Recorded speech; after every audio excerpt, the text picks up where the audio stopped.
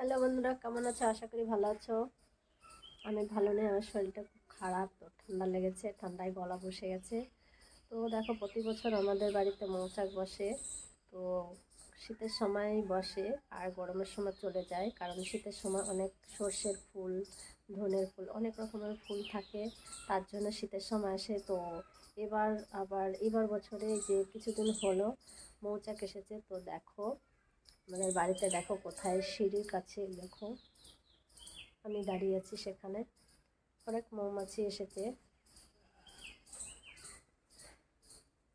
তো এই দেখো, আমি মৌচাকের কাছে দাঁড়িয়ে আছি, ওদের কিছু না বললে ওরাও কিছু বলে না। তো দেখো একদমই সামনে। তো দেখো অনেক মৌচাক বসে, তো 20-25টা বসে।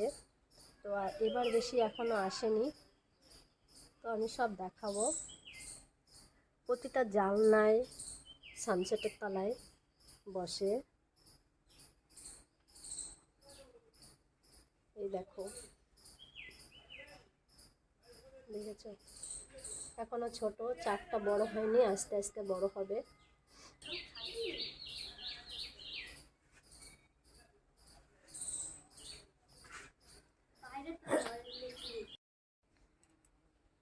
এই দেখো প্রতিটা ছামছাটের নিচে দেখো এখনো বড় হয়নি, আস্তে আস্তে বড় হচ্ছে সব। এই দেখো প্রতিটা ছামছাটের নিচে সব মৌচাক বসেছে। তো শুনেছি মৌচাক নাকি ভালোর জন্য বসে। তো কেমন ভালো জানি না আমি, তো সবাই বলে তাই শুনেছি। প্রতিটা সানসেটের নিচে দেখো আমি কোথায় দাঁড়িয়ে আছি। এই দেখো আমি কোথায় দাঁড়িয়ে আছি, দেখাই যাচ্ছে।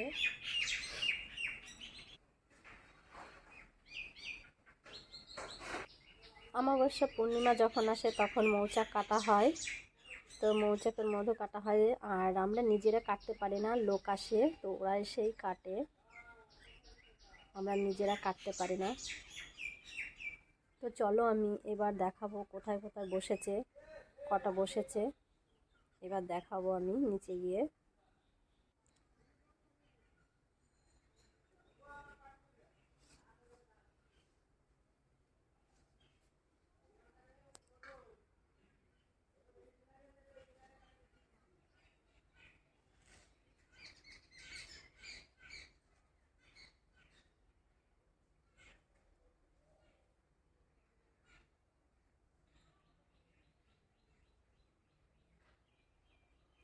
রোদের জন্য ভালো দেখা যাচ্ছে না, সব সময় এরকম মৌমাছি উঠতে থাকে।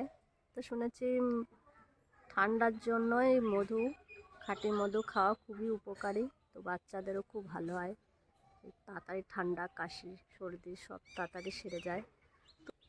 এই দেখো ঘরের চারিদিক দিয়ে যখন অমাবস্যা পূর্ণিমা আসবে, যখন মধু কাটা হবে, এই দেখো মৌমাছি উড়ে বেড়াচ্ছে, সবসময় এরকম মৌমাছি ওড়ে, দেখো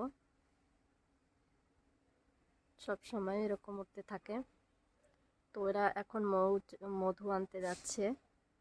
তো বাজ পাখি আসলে পরে একটু অসুবিধা হয় আমাদের, কারণ বাজ পাখি আসলে পরে মৌচাকে ছো মারে। তো তখন মৌচাক রেগে যায়, রেগে গেলে সামনে যাকে পায় তাকেই খুব কামড়ায়। তো আমাদের বাজ পাখি আসলে পরে ওটাই আমাদের খুব অসুবিধা হয়, কারণ মৌচাক দেখো সব মধু আনতে যাচ্ছে। তো আবার যখন মধু কাটবে, যখন লোক আসবে মধু কাটবে, তখন তোমাদের দেখা হবে। আজকে এই পর্যন্ত।